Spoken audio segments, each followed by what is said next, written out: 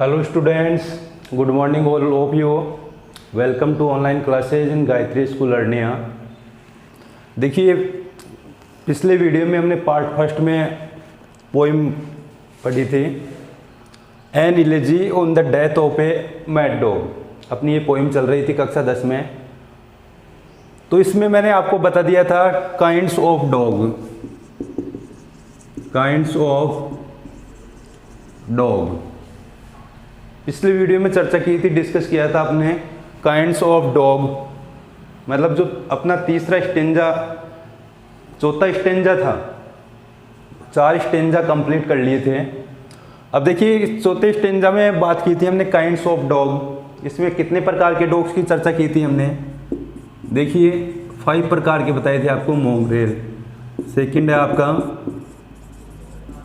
पप्पी, third है वेल्प, और fourth था आपका हाउंड, और फिफ्थ था आपका क्योर्स।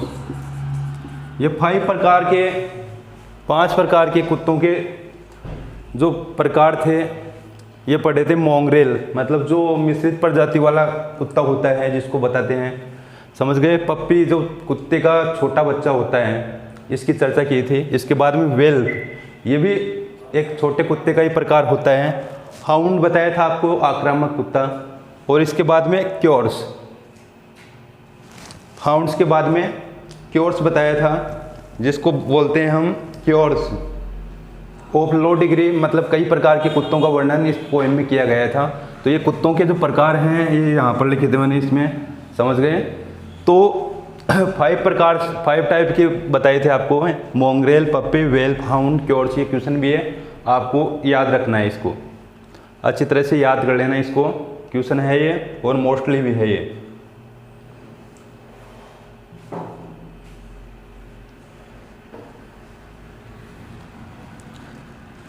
अब देखिए, क्योर्स का मतलब था आक्रामक कुत्ता, समझ गए, ये बताया था आपको। तो ये 5 प्रकार के डॉग्स हैं, 5 प्रकार के जो कुत्तों का वर्णन यहाँ पर किया गया, वो बताया था मैंने आपको।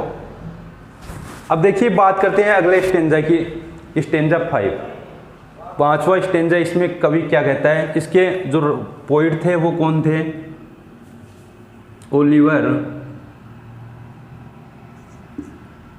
ओलिवर गोल्डस्मिथ थे इसके।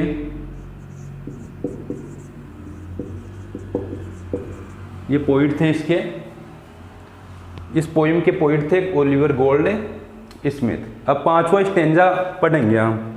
5वें स्टेंजा में देखिए क्या है, बताता हूँ अभी आपको। लिखिए 5वां stanza.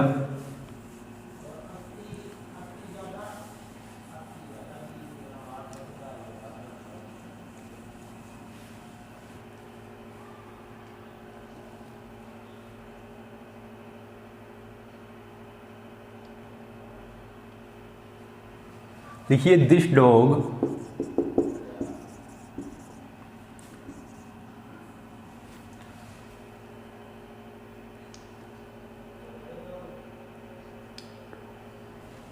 and man, this dog and man at first were friends, at first were friends। First line है इसकी, ये स्टेंजा की। इस स्टेंजा को समझेंगे हम। सेकंड लाइन देखिए, but when a pique began, but when a pick began, the dog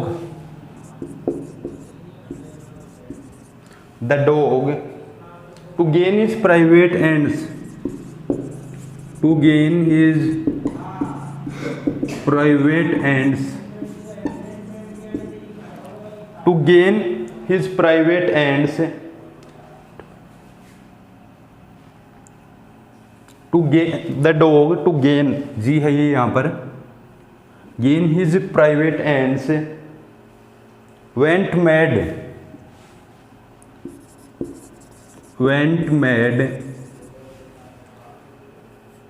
and bite the man,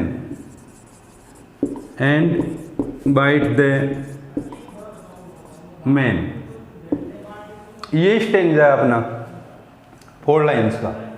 अब इसको समझेंगे कि इसमें ओलिवर गोल्ड स्मिथ जो इसके पोइट हैं वो किसका वर्णन कर रहे हैं, क्या कह रहे हैं, समझ गए। तो 4 स्टेंजा का अर्थ मैंने भावार्थ पहले समझा दिया था आपको, ये 5वां स्टेंजा है अपना, समझ गए। दिस डॉग मतलब ये जो कुत्ता, this dog and man of first were friends, इसका मतलब हुआ इस लाइन का कि ये कुत्ता और व्यक्ति पहले आपस में मित्र थे। ये कुत्ता और ये व्यक्ति आपस में पहले क्या थे, मित्र थे, फ्रेंड्स थे पहले। तो ये पहले क्या थे, फ्रेंड्स थे। But when a pique began, देखिए पिक क्या होता है, PIQUE, पिक, इसको बोलेंगे हम डिस्प्यूट। क्या बोलेंगे, डिस्प्यूट मतलब विवाद। पिक का मतलब क्या है, विवाद या झगड़ा, उसको बोलेंगे pique. But when a pique began, लेकिन जब दोनों में झगड़ा हो गया या विवाद हो गया, दोनों में जब झगड़ा हो गया या विवाद हो गया, पिक का मतलब बताया डिस्प्यूट, इसका सिमिलर वर्ड है। तो ये सिमिलर वर्ड आप लिखते रहिए, लिखने पड़ेंगे आपको सिमिलर वर्ड। सिमिलर वर्ड आपको एक्सप्लेनेशन में काम में आएंगे, जब आप व्याख्या करना सीखोगे उस समय आपको काम में आएंगे ये। अब देखिए इसमें क्या हो गया कि दिस डॉग अभी बताया and man at first were friends, ये कुत्ता और व्यक्ति पहले क्या थे, मित्र थे। But when a pique began, लेकिन जब इन दोनों में आपस में डिस्प्यूट हो गया, विवाद हो गया, the dog to gain his private ends, gain का मतलब होता है देखिए अचीव, क्या मतलब होता है, अचीव, सिमिलर वर्ड है ये भी। तो गेन का मतलब क्या है, अचीव। एंड्स का मतलब देखिए, एंड्स का मतलब क्या है, एंड्स यानी एम्स, एंड्स का मतलब क्या है, एम्स, सिमिलर वर्ड है ये, जिसको पर्यायवाची शब्द बोलते हैं। तो एंड्स को बोलेंगे एम्स। प्राइवेट जानते हैं आप, जो निजी, मतलब went mad and bit the man. देखिए समझिए इसका अर्थ समझेंगे, the dog to gain his private ends, मतलब यह है कि कुत्ते ने अपने निजी स्वार्थ के लिए या निजी उद्देश्यों को पाने के लिए, प्राइवेट का मतलब क्या होता है, निजी।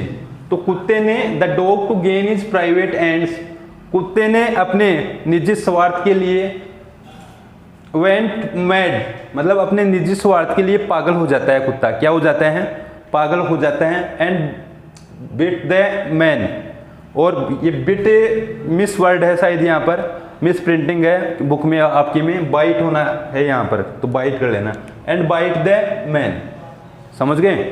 तो the dog to gain his private ends, कुत्ते ने अपने निजी स्वार्थ के लिए, या कुत्ता अपने निजी स्वार्थ के लिए क्या हो जाता है, मैड हो जाता है, पागल हो जाता है। एंड बाइट द मैन, और उस व्यक्ति को काट लेता है, उस व्यक्ति को क्या कर लेता है, काट लेता है, बाइट कर लेता है। तो पूरा स्टेंजा है, इसको दोबारा फिर से समझ लीजिए आप, इसका भावार्थ बता रहा हूं मैं आपको। This dog and man of first were friends, ये व्यक्ति और कुत्ता पहले आपस में क्या थे, मित्र थे। But when a pique began, लेकिन जब उनमें झगड़ा शुरू हो गया, क्या शुरू हो गया, झगड़ा शुरू हो गया, तो कुत्ता अपने निजी स्वार्थ को प्राप्त करने के लिए, मतलब अपने निजी उद्देश्यों को प्राप्त करने के लिए पागल हो जाता है, एंड बाइट द मैन, और उस व्यक्ति को काट लेता है। तो ये इसका शाब्दिक अर्थ था।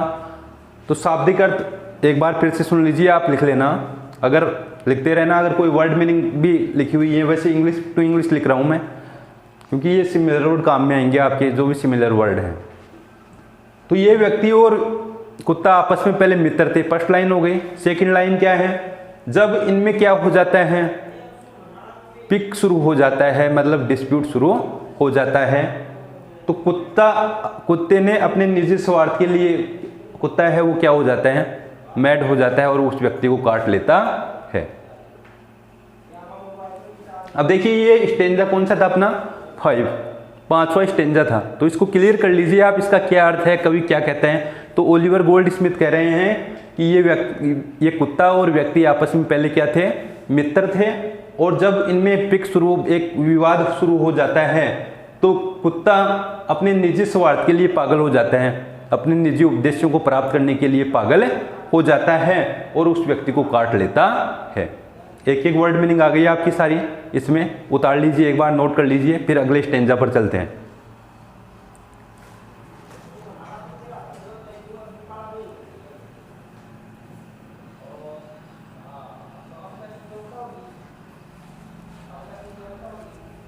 नोट कर लो इसको।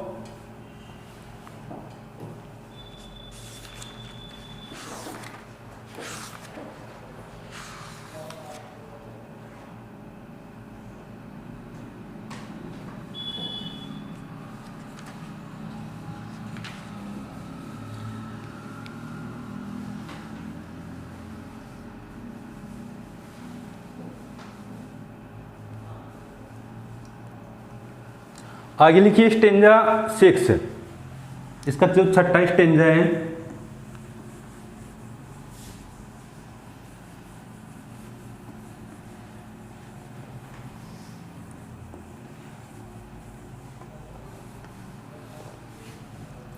देखिए पहले स्टेंजा को लिखते हैं, आपके पास बुक है तो ठीक है, नहीं लिखते रहना आप कॉपी में, ज्यादा बड़ा नहीं है ये।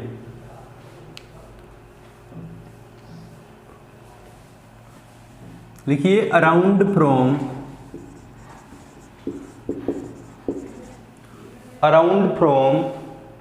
All the neighbouring streets, all the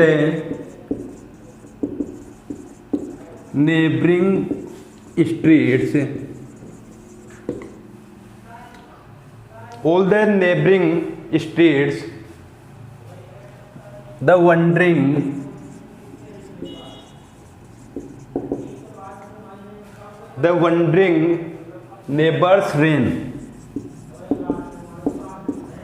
neighbors reign, the wandering neighbors reign,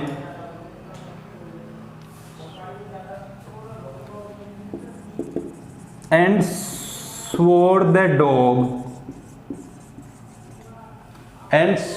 dog had lost his wits, had lost his wits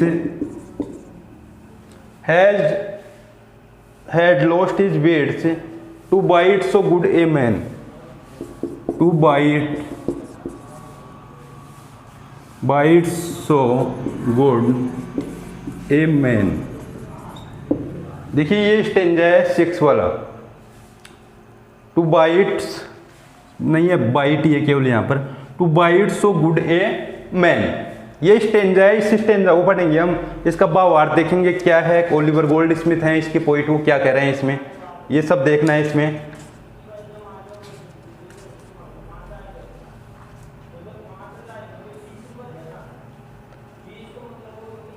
देखिए अराउंड, एक एक वर्ड बताता हूं। अराउंड का मतलब क्या है, चारों तरफ। क्या मतलब है इसका अराउंड का, चारों तरफ। फ्रॉम का मतलब से। All the neighbouring streets, all the neighbouring streets, तो नेबरिंग यानी पड़ोस की, मैं यहां लिख देता हूं इसका अर्थ, पड़ोस की। स्ट्रीट्स का मतलब है यहां पर गलियां।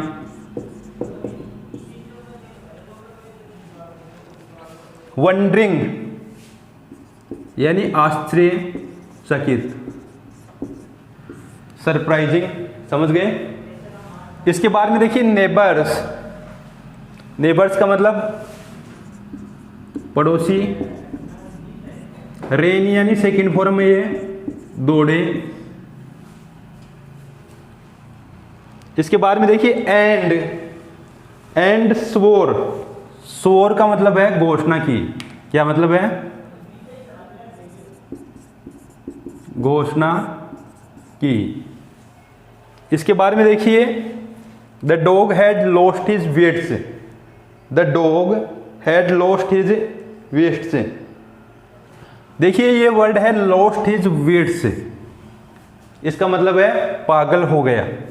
क्या मतलब है? पागल हो गया।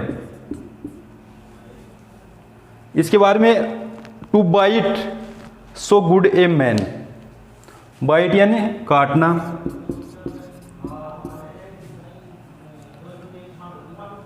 गुड ए मैन आप समझते हो, समझ गए? तो ये तो था इसका शब्दार्थ, समझ गए?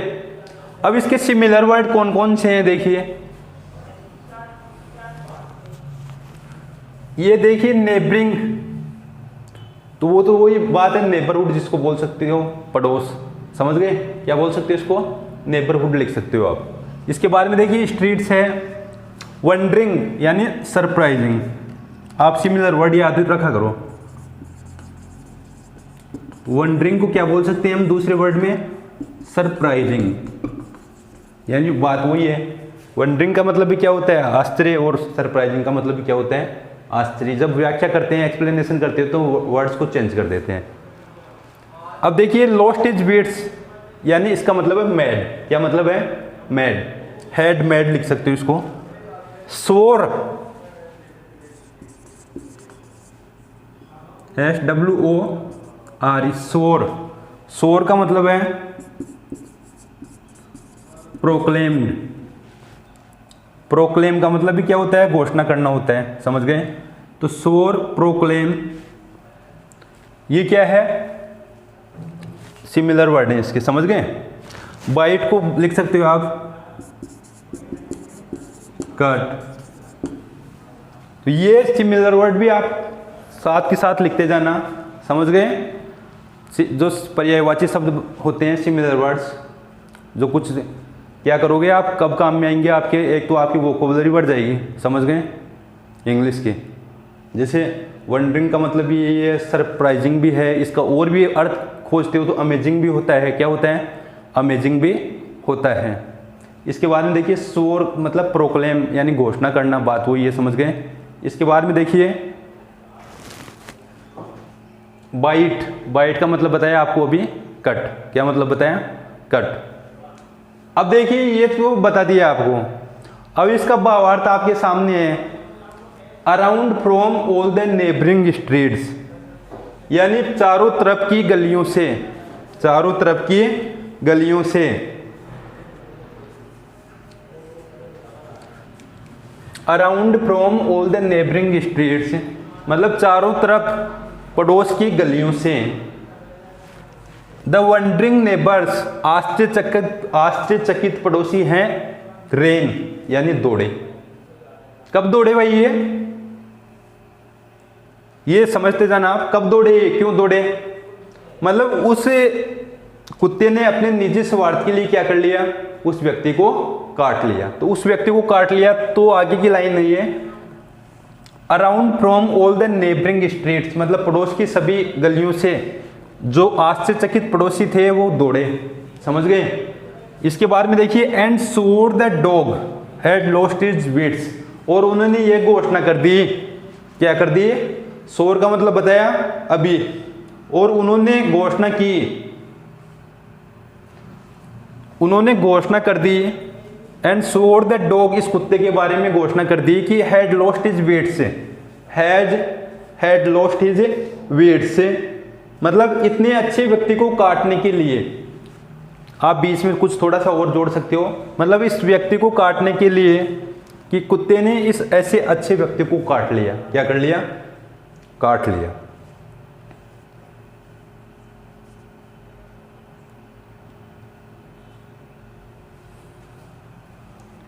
अब देखिए दोबारा एक बार फिर बता देता हूं मैं अर्थ, शाब्दिक अर्थ लिखते जाना आप। Around from all the neighbouring streets मतलब पड़ोस की गलियों, चारों तरफ की गलियों से आश्चर्यचकित पड़ोसी दौड़े, और उन्होंने ऐसे प्रोक्लेम की, घोषणा की, the dog had lost his wits मतलब कुत्ते ने इतने अच्छे व्यक्ति को काटते हुए हैड लॉस्ट हिज विट्स, मतलब अपनी समझदारी खो दी, पागल हो गया। To bite so good a man, और इस अच्छे व्यक्ति को काट लेता है, मतलब इस अच्छे व्यक्ति को काट लिया, जो पर्सन है, व्यक्ति है, समझ गए, तो उसको क्या कर लिया, काट लिया। फिर से देख लो, अर्थ मिलाते जाना आप। अर्थ इस प्रकार से करना है इसका भावार्थ, पड़ोस की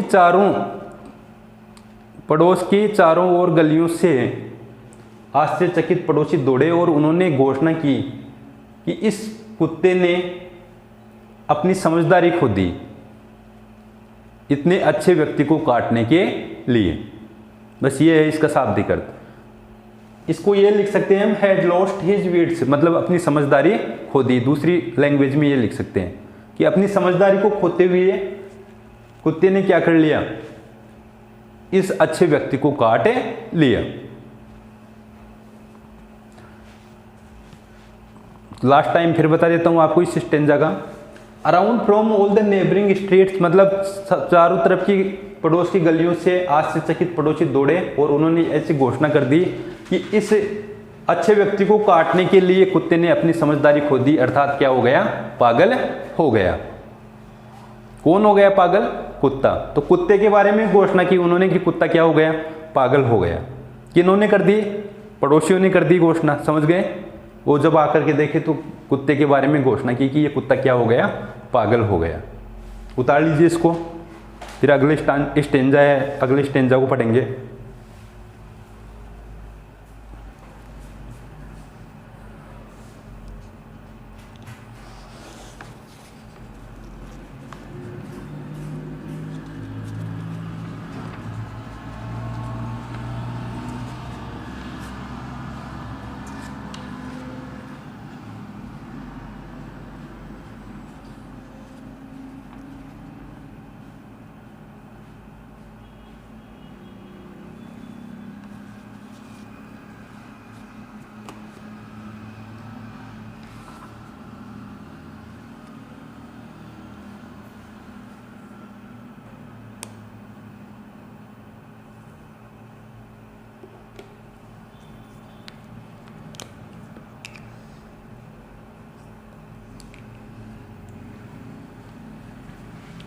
नोट कर लिया, कर लो, नोट कर लो पहले। 2 स्टेंजा और बचे हैं, 6 हो गए, अभी पूरी हो जाएगा। ये जो पोइम है अभी पूरी कर देंगे, इसका जो भावार्थ तो पूरा हो जाएगा। नोट कर लो पहले आप।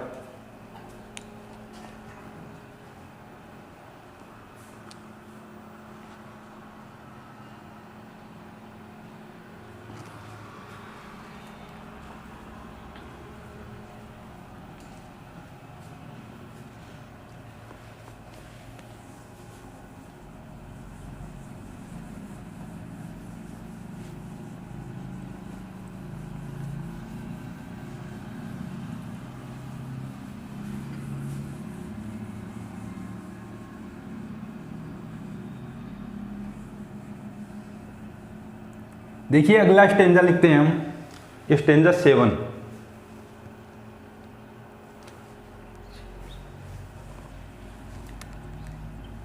The wound it seems both, the wound it seems both sore and sad, sore and sad, first line है ये स्टेंजा की। सेकंड देखिए, to every Christian eye, to every Christian eye, to every Christian eye and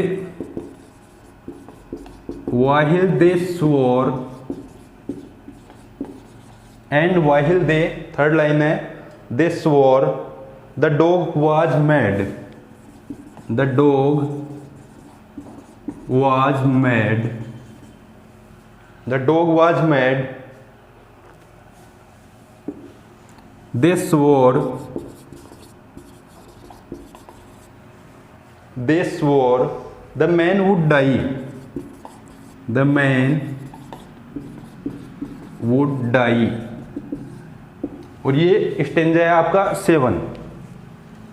अब ये जो 7 वाला जो stanza है इसमें देखिए वाउंड, एक एक वर्ड मीनिंग को पढ़ेंगे हम। वाउंड का मतलब होता है बेटा घाव। क्या मतलब होता है? घाव। तो वाउंड का मतलब होता है घाव। फिर देखिए सीम्स यानी दिखाई देना, दिखाई देना। सोर and sad, sore and sad. सोर का मतलब होता है, यहां लिख देता हूं, सोर बोलेंगे संक्रमण, संक्रमण से लाल हो जाना या पीड़ायुक्त। समझ गए? संक्रमण से पीड़ायुक्त मतलब संक्रमण से लाल।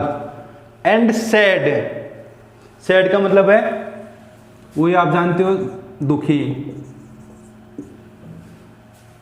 इसके बाद में देखिए टू एवरी क्रिश्चियन, क्रिश्चियन आपको पता है किसको बोलते हैं? ईसाई को धर्म के जो लोग होते हैं, समझ गए, उनको क्या बोलते हैं? क्रिश्चियन बोलते हैं। ईसाई धर्म के लोग हैं, मतलब उस जो मोहल्ला था वहां पर ईसाई धर्म के ही लोग थे, क्रिश्चियन थे, तो क्रिश्चियन को उसी को बोलेंगे ईसाई धर्म। आइए लिख देना आप के लोग, समझ गए? ईसाई धर्म के लोग, उनको क्रिश्चियन आई जानते हो, आंख, समझ गए?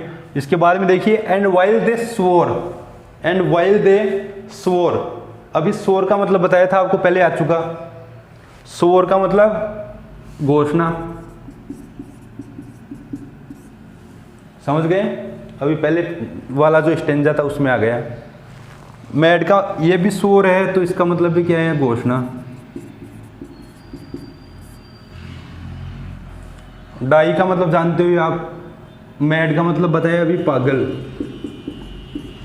डाई का मतलब मरना।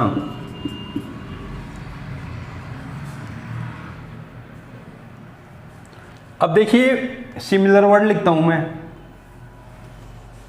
सीम्स, सीम्स का मतलब होता है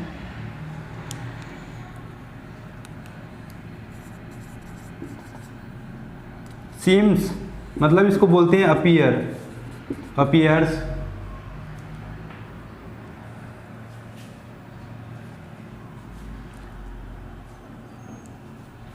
सोर का मतलब बता ही दिया था आपको पहले, मतलब प्रोक्लेम।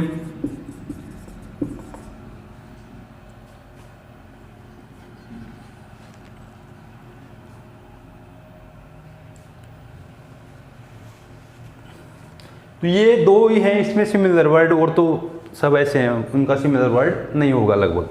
तो आप अब समझेंगे इसके अर्थ को हम। जो ये पोइम है, पहले वाला स्टेंजा क्या कह रहा है इससे पहले वाला स्टेंजा, ये देखिए पहले वाले स्टेंजा में पढ़िए कहां तक हो गया था। मतलब सभी पड़ोसी थे वो दौड़ करके आए, आश्चर्यचकित हो गए थे, समझ गए, उसे देख करके, और उन्होंने घोषणा की थी कि ये कुत्ता क्या हो गया? पागल हो गया। मतलब पड़ोसियों ने घोषणा की ऐसी।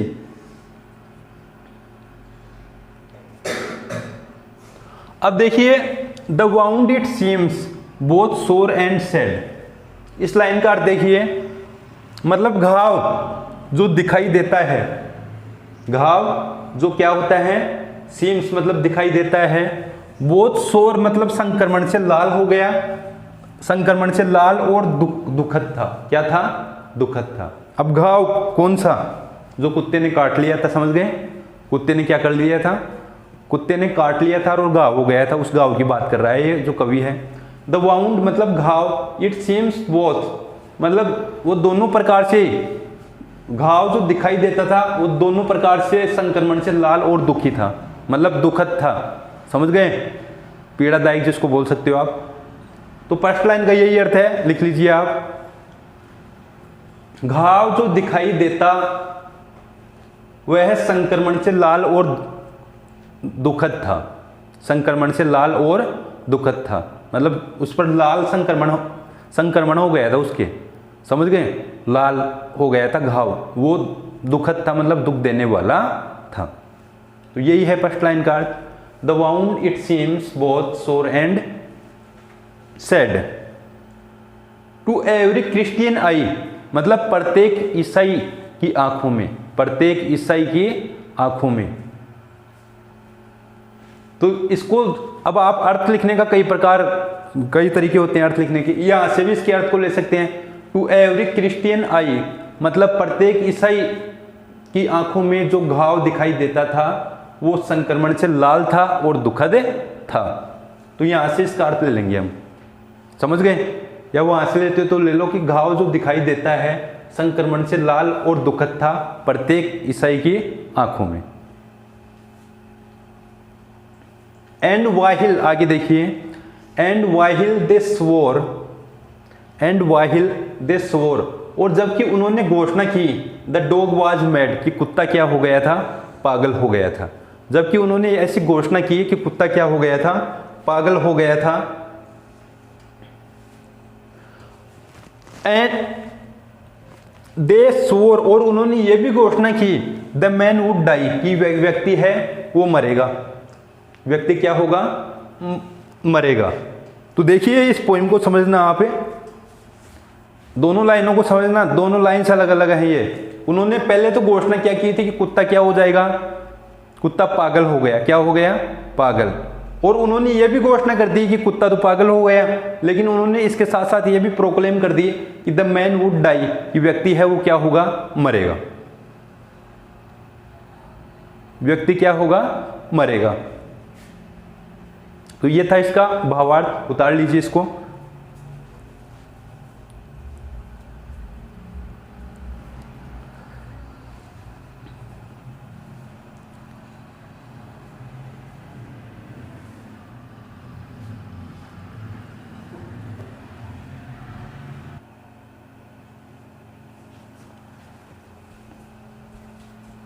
तो उतारते जाना आप, इसका एक बार फिर बता देता हूं आपको इसका अर्थ।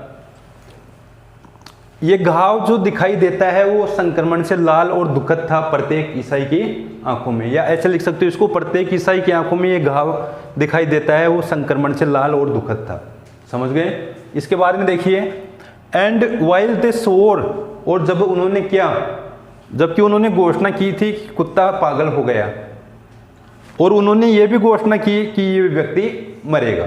बस ये था इनका शाब्दिक अर्थ। उतार लीजिए, नोट कर लीजिए इसको, लास्ट स्टेंजा पढ़ेंगे फिर।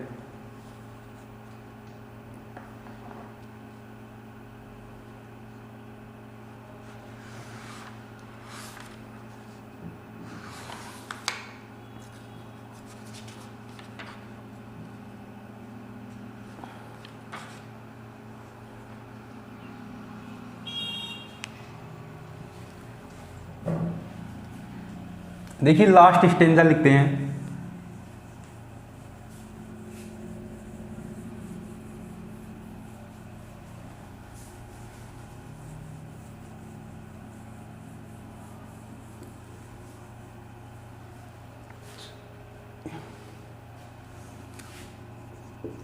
But a wonder soon came light, but a wonder soon came light, but a wonder soon came के बाद में देखिए soon came to light कर लेना इसको, soon came to light, but a wonder soon came to light,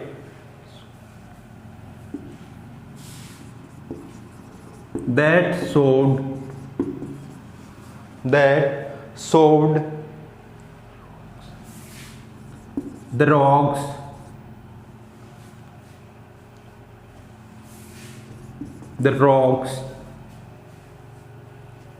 they died,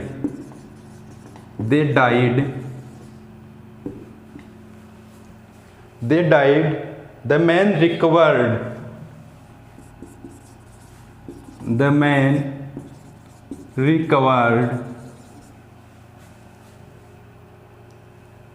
of the bite of the bite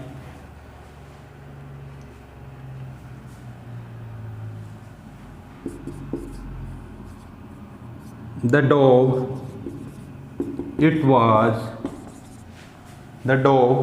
it was that died। ये last stanza है poem का। This is the last stanza of this poem. तो ये last वाला stanza है इस poem का, अंतिम स्टेंजा है। इसमें उतार लो इसको एक बार।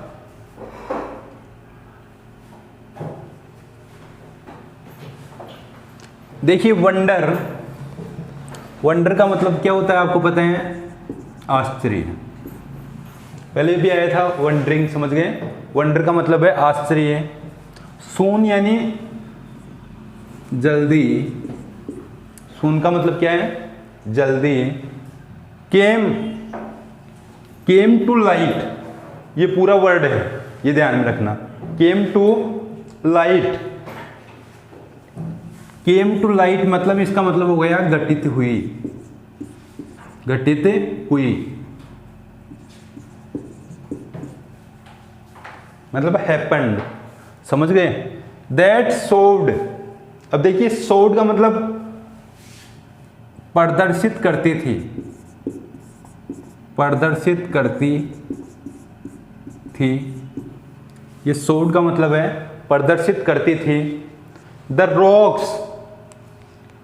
रॉक्स मतलब दुराचारी। रॉक्स का मतलब क्या है? दुराचारी।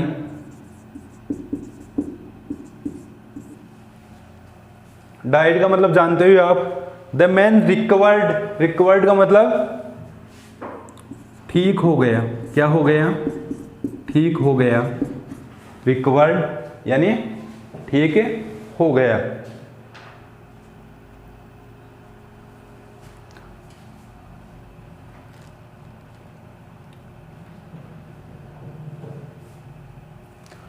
रिकवर्ड ऑफ द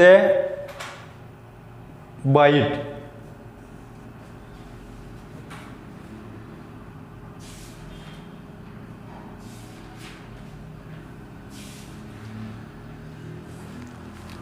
बाइट का मतलब आप जानते ही हो, कोई काटना, समझ गए? बाइट का मतलब क्या है? काटना। अब देखिए ये आप समझ गए होंगे कि क्या कहना चाहता है जो ओलिवर गोल्ड स्मिथ पोइट है इसका, वो कवि क्या कहते हैं इसमें। देखिए आप इसमें जो वर्ड हैं ये कोमा लग रहा है, इसका मतलब ई हो रहेगा इसमें बीच में, समझ गए? सोव्ड है ये, क्या है? सोव्ड, इसको समझ लेना। तो सोव्ड है ये। इसके बाद में देखिए केम टू लाइट मतलब हैपन, क्या मतलब है? हैपन्ड मतलब कोई भी घटना घटी, समझ गए? तो ये केम टू लाइट मतलब हैपन्ड। रिकवर्ड यानी ठीक हो गया। ऑफ द बाइट मतलब काटा हुआ। The dog it was that died, died यानी मर गया, समझ गए? अब इसका अर्थ देखिए। बट इस wonder soon came to light, लेकिन जल्दी ही आश्चर्य कर देने वाली घटना घटी। क्या अर्थ हुआ इसका? लेकिन जल्दी ही आश्चर्य कर देने वाली घटना घटी। तो जल्दी क्या हुआ? आश्चर्य कर देने वाली घटना आई या घटी। दैट सोड the rocks they died, that सोड द रॉक्स जो कि दुराचारी प्रदर्शित करती थी। क्या प्रदर्शित करती थी? दुराचारी। रॉक्स, द रॉक्स का मतलब बता ही दिया ना आपको, दुराचारी।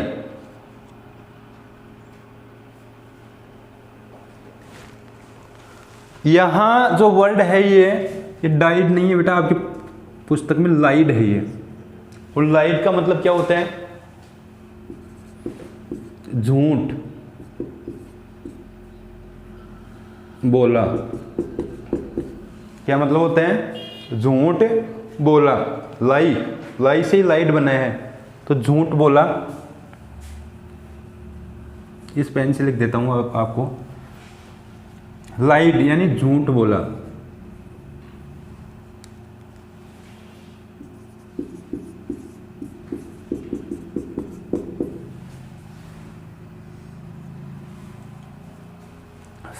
अब देखिए, दैट शोड द रॉक्स दे लाइड, जो ये घटना है वो दुराचारी प्रदर्शित करती थी। क्या करती थी? दुराचारी प्रदर्शित क्या करती थी कि दे लाइड, उन्होंने झूठ बोला था, उन्होंने झूठ बोला था। तो ये दे किसके लिए आ रहा है भाई? यहां पर ये जो दे है वो किसके लिए आ रहा है? मतलब क्रिश्चियंस के लिए आ रहा है। किसके लिए आ रहा है? क्रिश्चियंस, जो ईसाई धर्म के जो लोग थे, उन्होंने लाइड किया था, मतलब झूठ बोला था। क्या झूठ बोली थी? उनकी झूठ सामने निकल के आ जाएगी। क्या है आगे वाली लाइनों में? The man recovered of the bite, मतलब जो जिस व्यक्ति को कुत्ते ने काट लिया था वो रिकवर हो गया। क्या हो गया? ठीक हो गया। समझ गए? जो व्यक्ति है वो ठीक हो गया। The dog it was that died, और जो कुत्ता पागल था वो क्या हो गया? मर गया। जो कुत्ता था वो क्या हो गया? मर गया। तो दोबारा देखिए इसका अर्थ, जल्दी ही एक वंडर हैपनिंग हुई। समझ गए? मतलब जल्दी ही आश्चर्य कर देने वाली घटना घटी। तो जल्दी ही आश्चर्य कर देने वाली घटना घटी, जो दुराचार प्रदर्शित करती थी कि उन्होंने झूठ बोला था। समझ गए? जो वहां के जो लोग थे उन्होंने क्या बोला था? झूठ बोला था। द मैन रिकवर्ड, व्यक्ति ठीक हो गया। जो कटा हुआ व्यक्ति था जिसको कुत्ते ने काट लिया था वो ठीक हो गया, और ये कुत्ता मर गया। मतलब इसके विपरीत हो गया ये। पहले लोगों ने क्या शोर की थी, घोषणा की थी कि ये कुत्ता तो पागल हो गया, लेकिन ये व्यक्ति मरेगा। लेकिन उसके विपरीत हो गया, व्यक्ति तो क्या हो गया? बच गया, और वो कुत्ता मर गया। तो इसके विपरीत हो गया, तो उनकी झूठ साबित हो गई। झूठ बोला था क्रिश्चियंस ने, जो ईसाई धर्म के लोग थे उन्होंने ऐसा अनुमान गलत लगाया था। मतलब समझ गए? गलत गैस लगाया था उन्होंने, अनुमान गलत लगाया था। तो दोबारा फिर सुन लेना, लास्ट टाइम बता रहा हूं इसका। जल्दी ही एक क्या हुई? आश्चर्य में पड़ने वाली घटना घटी, जो ये दुराचारी प्रदर्शित करती थी कि उन्होंने झूठ बोला था। व्यक्ति है वो ठीक हो गया और कुत्ता मर गया। समझ गए? तो इसके विपरीत हुआ जो लोगों ने बताया था। लोगों ने क्या कहा था कि जो कुत्ता है, व्यक्ति है, वो तो मरेगा और कुत्ता पागल हो गया। लेकिन हुआ विपरीत, व्यक्ति तो ठीक हो गया और कुत्ता मर गया। इसके विपरीत हुआ। उतार लीजिए इसको, नोट कर लीजिए। ये आपकी जो पोइम है 8 स्टेंजा है, ये समझ गए? ये पूरी है। इसका भावार्थ मैंने बता दिया है आपको। इस प्रकार से इसका भावार्थ करना है, मतलब इसको समझने के लिए है। उतारिए, फिर नेक्स्ट पॉइंट पर चलते हैं। नोट कर लीजिए इसको।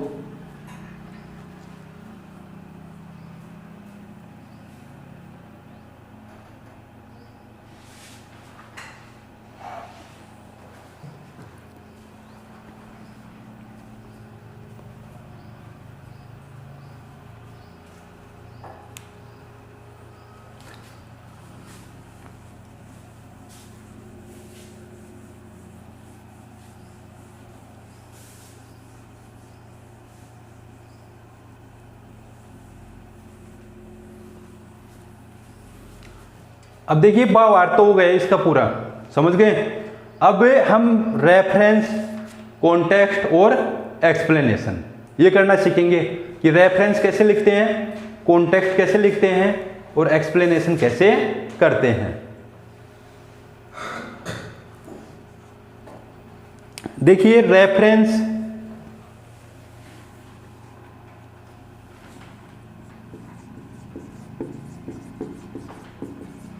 और कॉन्टेक्स्ट और एक्सप्लेनेशन।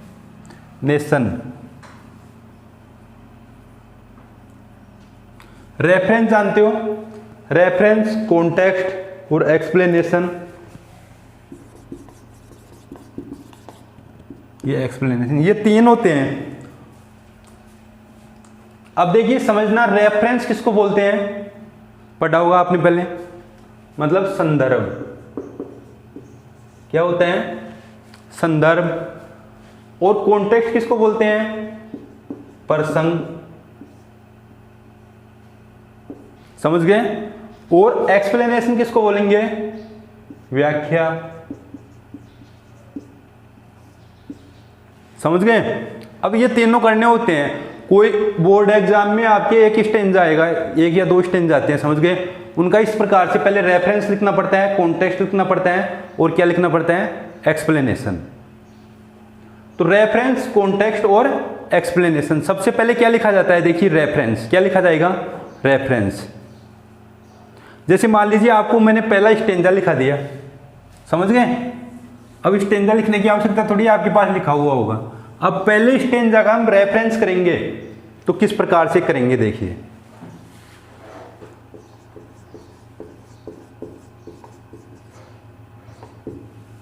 देखिए कोई भी स्टेंजा आ जाए आपके एग्जाम में, समझ गए? किसी भी पोइम का आ जाए, चाहे समझो पहले बाद में लिखना। किसी भी एग्जाम, ये कोई सी भी किसी भी पोइम का स्टेंजा आ जाए तो उसका रेफरेंस कैसे करना है? रेफरेंस करने का तरीका ये है कि इसमें यहां तक सेम लिखते हैं, these lines have been taken from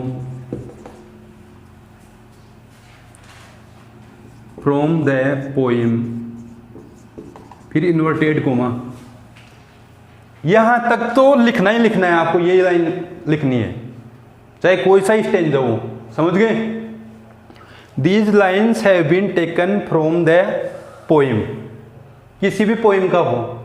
अब पोइम का नाम लिखो, कौन सी पोइम है ये?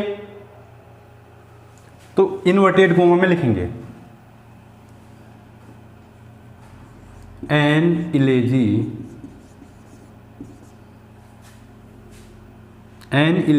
On the death of a mad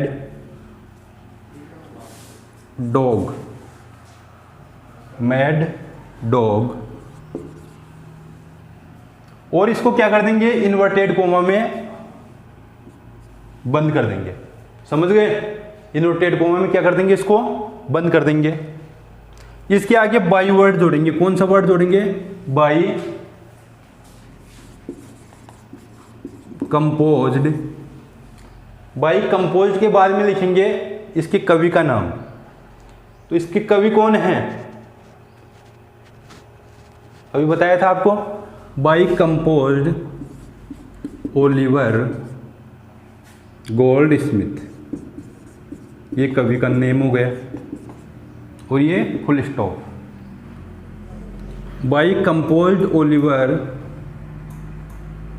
gold Smith. इससे ज्यादा कुछ नहीं लिखना है रेफरेंस में, ये पता होना चाहिए। तभी तो मैंने बताया था कि कोई भी पोइम पढ़ते हैं तो उसके कवि का नाम याद करो आप। समझ गए? और उस कविता का नाम भी आपको याद होना चाहिए। मतलब रेफरेंस में क्या लिखते हैं हम? कविता का नाम और कवि का नाम, पोइट नेम, पोइट्स नेम, और किसका? Poems name. ये दो चीज लिखते हैं रेफरेंस में, बस फिर रेफरेंस हो गया आपका। अब इसका मतलब समझाऊं आपको हिंदी में क्या है? These lines have been taken, मतलब ये पंक्तियां ली गई हैं। लाइन्स का मतलब पंक्तियां। ये पंक्तियां ली गई हैं फ्रॉम द पोइम, मतलब पोइम से। फिर इस पोइम का नाम लिख दिया, an elegy on the death of a mad dog.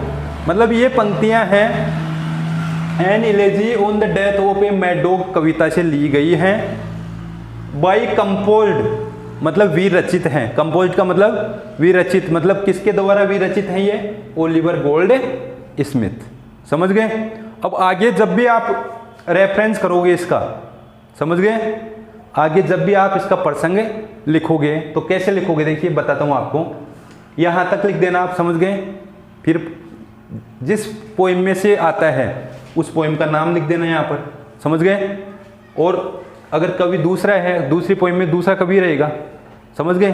तो उस कवि का नाम यहां पर लिख देना है। मतलब ये तो क्या है? पोइट्स नेम, समझ गए? और पोइम नेम ये चेंज होते रहते हैं, क्योंकि अलग अलग मान लीजिए इस पोइम में से ना आए स्टेंजा, समझ गए, किसी दूसरी पोइम में से आ जाए, तो दूसरी पोइम का नाम लिख देना है यहाँ पर, और यहाँ बस क्या करना है आपको, जो कवि का नाम है, पोइट का नाम है, वो क्या कर देते हैं, बदल देते हैं। मतलब दूसरी पोइम में से दूसरा ही कवि लिखेगा तो दूसरे कवि का नाम लिख देना, दूसरी पोइम में से आता है, और बाकी ये वर्ड्स हैं सारे वो ऐसे कैसे रहेंगे एज इट इज, और इससे ज़्यादा कुछ नहीं लिखना है। और आपका नंबर पक गया 1, कितना 1, पक्का हो गया 1 नंबर। बस 2 चीज़ों का ध्यान रखना है आपको, कविता का नाम याद रखो और कवि का। तो किसी भी कविता को पढ़ते हो तो आप उसका जो नाम है वो याद कर लेना, और उसका जो पोइट है, कवि है, उसका भी नाम याद कर लेना। तो ये रेफरेंस उतार लीजिए, इसको ऐसे रेफरेंस करते हैं।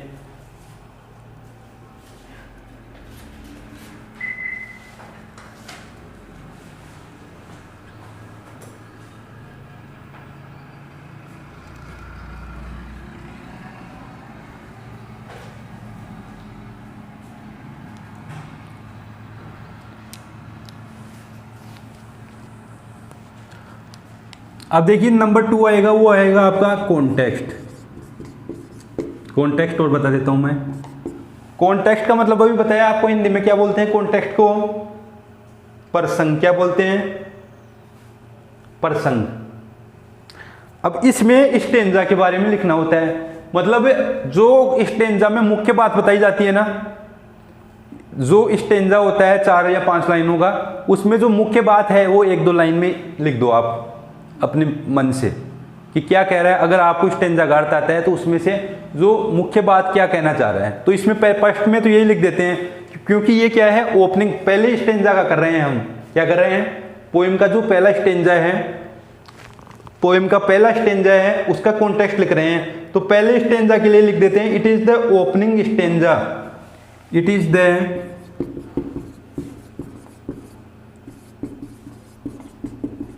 opening stanza, it is the opening stanza of the poem, of the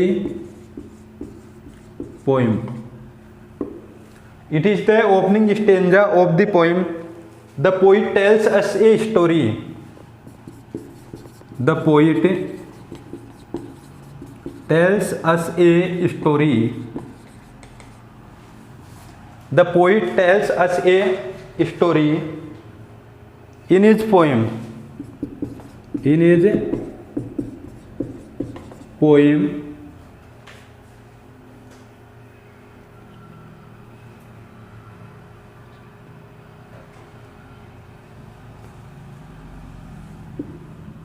the story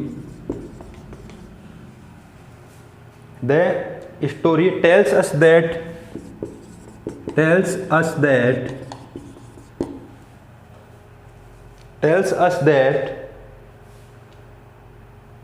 many a man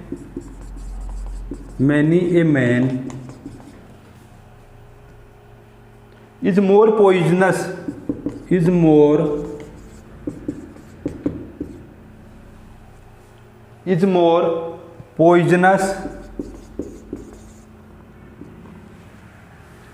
poisonous than a mad dog,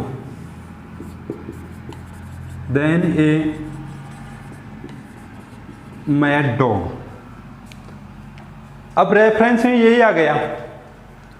अगर मान लीजिए पहला स्टेंजा है, समझ गए, आपको पता है कि ये पोइम का पहला स्टेंजा है, कौन सा स्टेंजा है, पहला, तो आप फर्स्ट लाइन इसमें ये लिख देना, it is the opening stanza of this poem, या ऑफ द पोइम, समझ गए, दिस भी कर सकते हो।